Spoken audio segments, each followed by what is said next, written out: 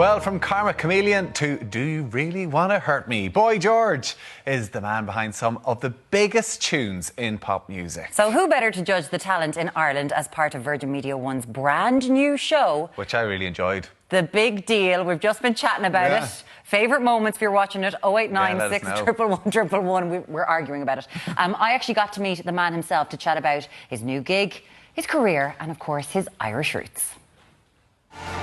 I'll take my chances. I'm going to take a chance. Wow, that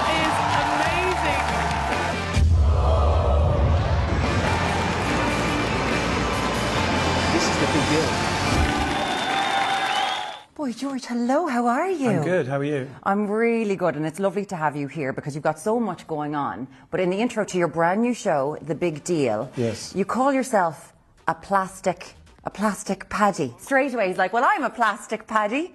Do you keep in contact with the family? I think it's one of those things you do when, you know, you're from an Irish family, but, you know, you really were born in England, but you feel very Irish, and people always tell you, I mean, I only say that as a joke. I mean, obviously I feel very connected to my Irishness, you know, because now I understand my own history a bit more as well. You know, the whole history of my uncle Thomas Bryan, who was one of the, you know, Forgotten Ten and all of that. So I feel very Irish. In fact, I was in a pub when I was doing Who Do You Think You Are? I was in a pub with this very famous Irish band, and they couldn't understand why I knew the words to Kevin Barry. They were like really confused. They were looking at me like... So were you surrounded by that kind of stuff growing up? Yeah, of course, yeah. I mean, a lot of my father's relatives lived in London, and, you know, a lot of them aren't around anymore, but Auntie Kit, you know, all these amazing characters, my grandmother, my father's mother, you know, and of course my own mother's from Dublin, so we have family in Finglas, and I have family in Ballymena, I have family everywhere. I meet cousins of mine all over the place.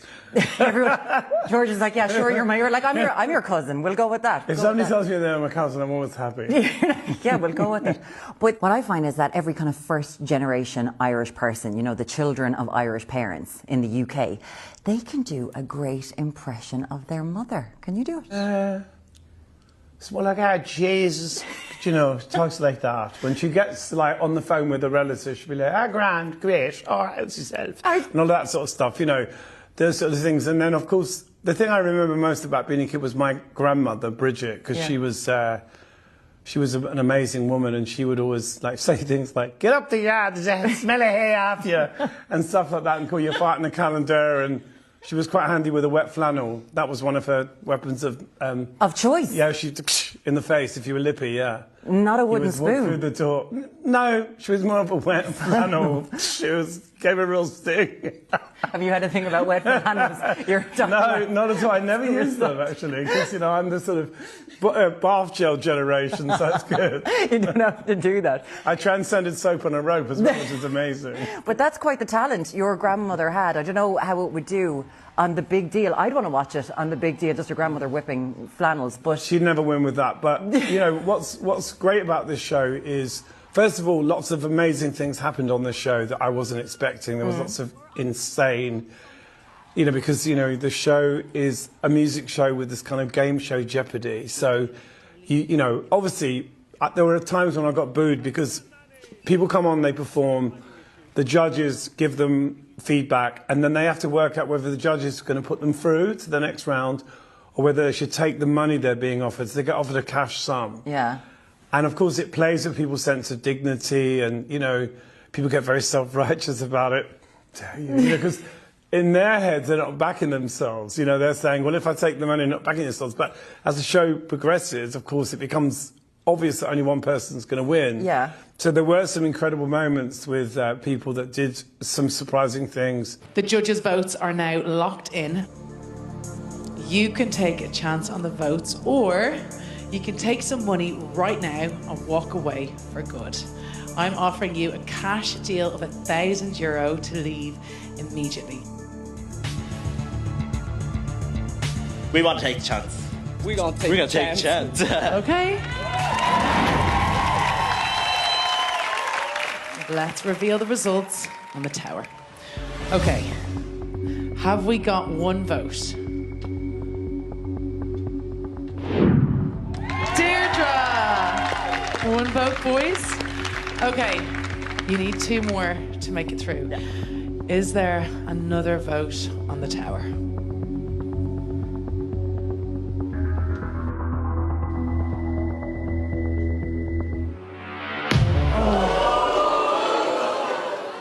Only one vote. It was, Have you yeah. watched it? So what do you think of it? I'm kind of second guessing myself during the show, and I definitely have favourites. But I was thinking during the show, you know, you go out and perform, you just take the €1,000 and go off on a holiday, wouldn't you?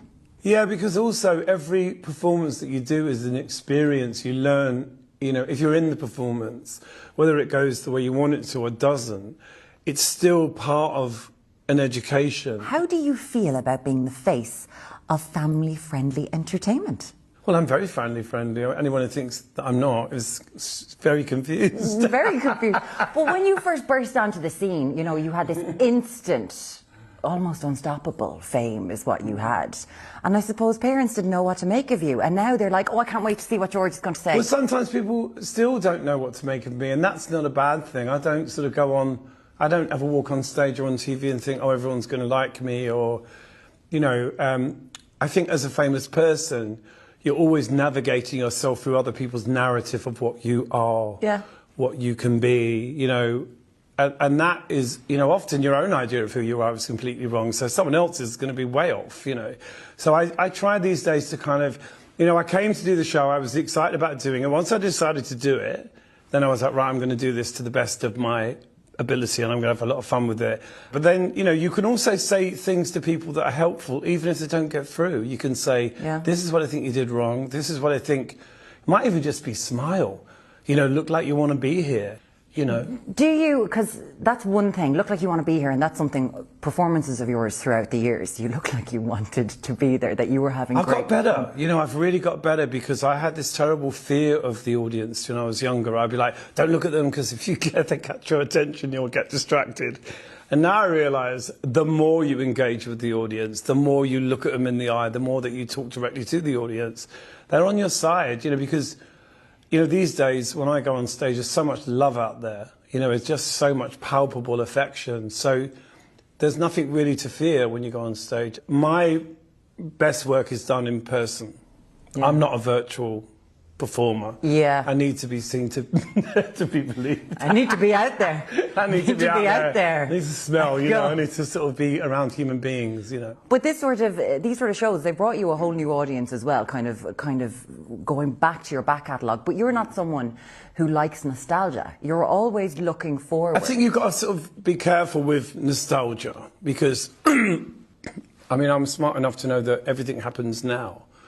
So anything that takes you backwards or even too far ahead isn't particularly useful. You know, I try to kind of very much be in this moment when I'm doing things because I do realise when I was younger and amazing things were happening to me, I wasn't necessarily present. You know, I met Frank Sinatra and I was like, Jesus, I didn't concentrate. I should have just been totally concentrating, you know. I remember bits about it, but, you know, luckily I remember meeting Sammy Davis Jr. and that was amazing, so I totally remember that. What a life. Like, do you find yourself that now, you turned 60 when you were in Ireland, you know, during lockdown. Do you find yourself that you're much more present in life now?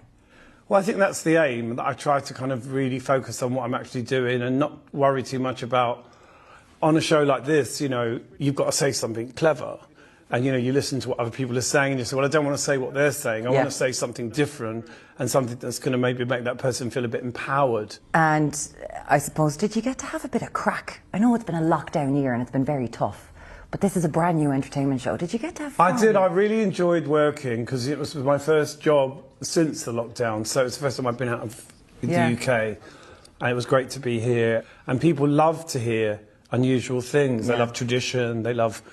you know, a drag queen, they love everything, and this show literally gives you everything. Everything you could want. We need a Frank Sinatra, so a Frank Sinatra impersonator, so Boy George would be like, yeah, I remember it. I remember it now. The show is called The Big Deal. It's on 8 p.m. on Saturday nights on Virgin Media One. Boy George, thank you so much for joining us. Thank you. The Big Deal. How did it feel interviewing The Big Deal? He's such a lovely man. I brought a hat. Did I you? do. I've got a picture of my Instagram and my stories. I brought a hat to be like, I'm going to meet Boy George. Don't you? Bring a Eyeshadow, hat. full eyeshadow as well. I put on a bit of eyeshadow. I did, Tommy. Good Yeah, on I you. did amazingly do Make that. the effort for him. He spent the whole time, he's there going, what's his line in Feed the World? We're Yes. wrecking our floor manager Stephen's head about Throw which your is it. arm around the world, it's Christmas time. I think that's Sing his. it. Because Lorna sent in a message here as well, which is really good. Me and my older sister used to play Boy George after the Feed the World Live Aid video. We used to fight who got to sing his line. She always ended up being Bono. Can you sing it there?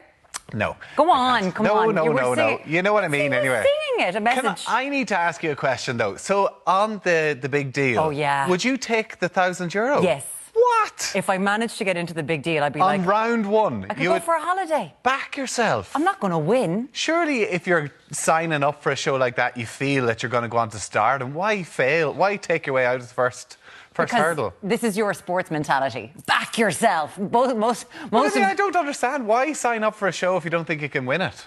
Listen, we'll find out at the end of the week how. We'll find Taking out at the end of the week €1,000. when I get I'm to this one. disappointed Right in now. you. I'd take the 1,000. Loved the big deal, though. No Really way. enjoyed it.